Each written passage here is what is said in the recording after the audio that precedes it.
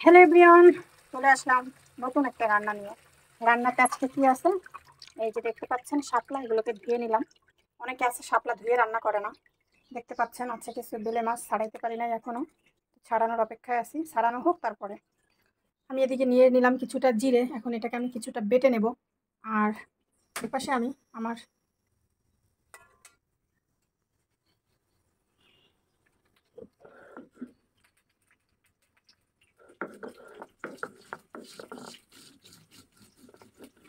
পেঁয়াজ ভাজাটা হচ্ছে, এদিকে জিরে বাটাটাও রেডি।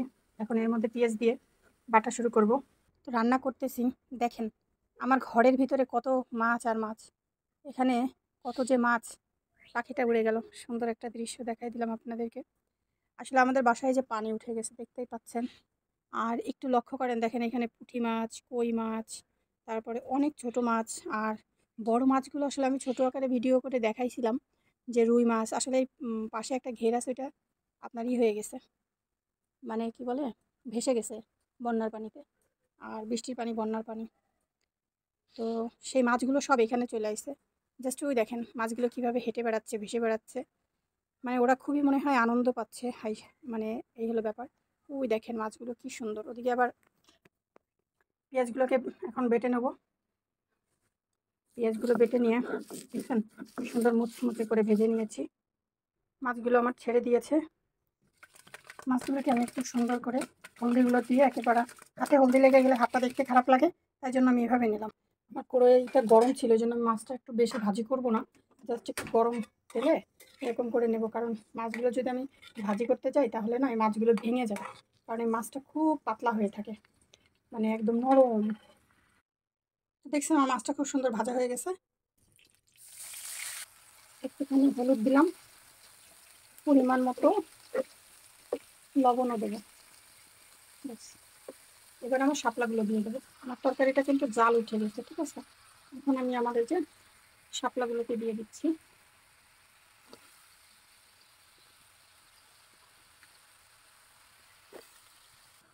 এই যে শাপলাগুলোকে এবার দিয়ে দিলাম।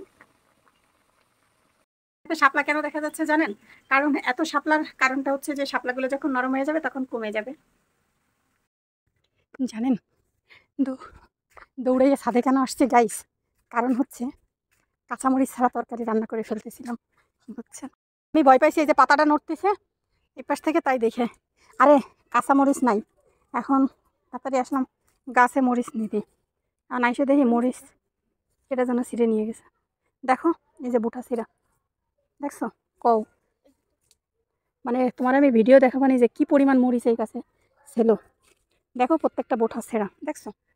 এই দেখো, এই যে কিন্তু বোঠা, মানে এ বলে সহ্য হয়। মোটে 3টে জাল আছে।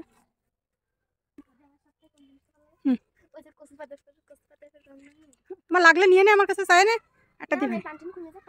দেখেন অবস্থা আমার ছাদ বাগানটা আজকে একটু দেখাই দিলাম রান্না করতে করতে। আপনার কচু গাছটা দেখেন, কই সে কচু, ওই পাশে। এই যে দেখেন কি সুন্দর, এই গাছ আমার নানু লাগাই দিয়ে গেছে আমারে। আমার নানু রাতের মরিচ গাছ, এই কি যেন কয়, কচু গাছ। এই কচু আমি একদিন চলে আসতেছিলাম, বুঝছো। তারপরে আমারে কয় নানু দাঁড়াও দাঁড়াও দাঁড়াও। তারপরে এখন ওই কচুর সেই মোতা পুতা দিয়ে ছোট্ট একটা গাছ কোনো মতে সাথে উঠাই দিছে। আমার নানুদের বাসায় অনেক ফুল গাছ, তো অনেক ধরনের ফুল গাছ আছে। আমার নানুদের বাড়ি অনেক সুন্দর। তো এখন সেই কচু গাছ হলো, ওই যে কত আদরের, কত ভালোবাসার কচু গাছ, বুঝছো। এই পাশের এই ফুলটা কিরম হয়েছে দেখো, ওয়াও। এই ফুলটা অদ্ভুত তো, এক একদিন এক এক রকম ফুল ফোটে এই গাছে। আগের দিন ফুটেছে ঠিক এই গাছে, অদ্ভুত ব্যাপার তো। হ্যাঁ হ্যাঁ, মানে এটা কেমনে সম্ভব? বিশ্বাস, পৃথিবীতে কাউকে বিশ্বাস করানো যাবে না। এর পরের ফুলটা দেখো কেমন ফুল ফোটে, আর আজকে এরকম ফুল ফুটছে। আসলে কি বলবো বলো, দুনিয়াটা বড়ই, একই ডাল একই গাছ। এটা পরে একটা ভিডিও বানাবানি। আর কত ফুল ফুটছে দেখো, তরকারি চুলাই দিছে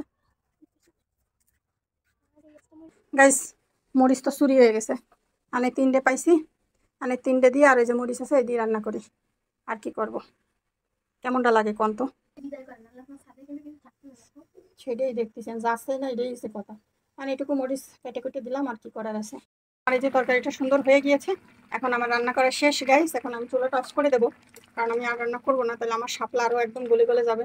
আমি কতটুকু পানি দিছি তারপরে এই অবস্থা হয়েছে। যাই হোক, সবাই ভালো থাকেন, আল্লাহ হাফেজ, আসসালামু আলাইকুম।